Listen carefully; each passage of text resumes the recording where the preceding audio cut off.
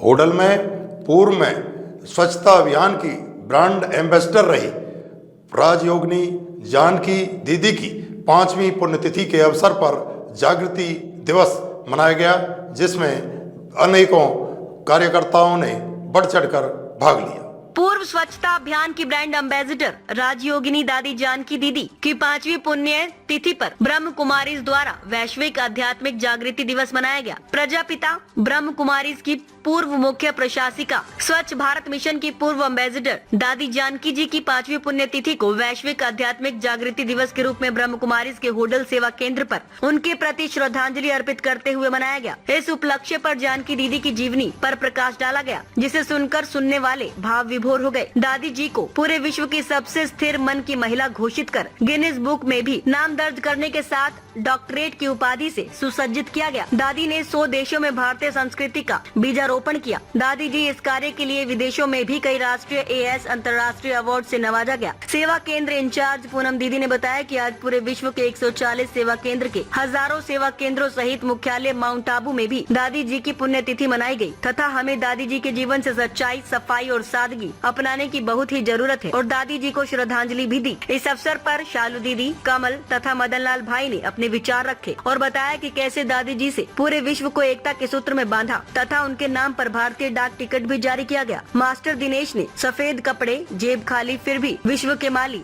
बेफिक्र बादशाह, ऐसा जीवन दादी का बताते हुए बहुत सुंदर गीत चलते चलते यूं ही कोई मिल गया था पर गीत गाया। इस अवसर पर हसनपुर से पराग मंगला, वंदना मंगला, योगिता मंगला व होडल शहर के गणमान्य व्यक्ति दीनदयाल गुप्ता, हरीश सिंगला, पवन सिंगला, संतोष सोरोत, प्रशांत गुप्ता, ओम प्रकाश, सुभाष योगेश आदि उपस्थित थे। दादी जी ने 104 साल की उम्र तक भी प्रतिदिन 12 घंटे समाज सेवा में व्यतीत किए। कार्यक्रम के समापन पर सभी ने परमात्मा को याद करके दादी जी को श्रद्धांजलि अर्पित की।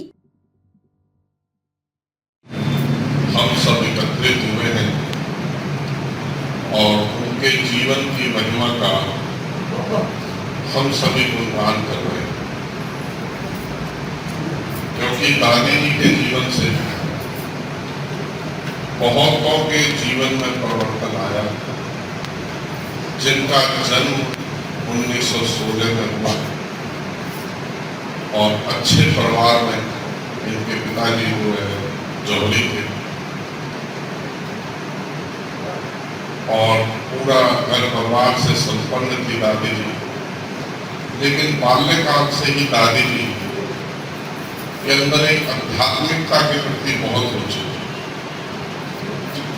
अनेक शास्त्र उन्होंने कंठ किए हुए थे। क्या प्रोग्राम किया गया है, इसमें कौन कौन से कार्यक्रम रखे गए? यह प्रोग्राम प्रजापिता ब्रह्मा कुमारी ईश्वर विश्वविद्यालय की ओर से आज हमारी पूर्व प्रशासिका जानकी दादी जी की 5वीं पुण्यतिथि थी, जो वैश्विक आध्यात्मिक जागृति दिवस के नाम से जाना जाता है।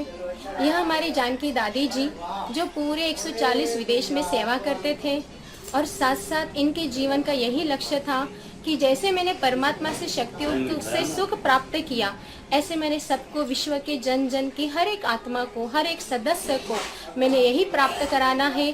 जो शक्ति मैंने अपने जीवन में महसूस की, ये मुझे हर आत्मा के सदस्य को देनी है कि परमात्मा को जानो, पहचानो और उसके मार्ग पे चलते हैं तो हमारा जीवन का कल्याण होता है।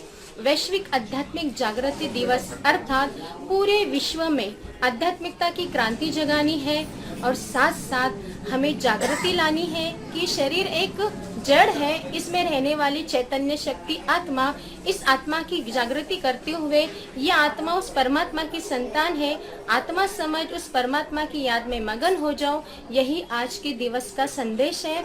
और यह ब्रह्मा कुमारी संस्था पूरे विश्व में आज यह 5वीं पुण्यतिथि जानकी दादी जी के उपलक्ष्य में मनाई जाएगी और साथ साथ यही संदेश जन जन को दिया जाएगा कि अपने जीवन में शांति की, आध्यात्मिकता की क्रांति जगाओ और जन जन को संदेश दो कि सुख दो, सुखी रहो।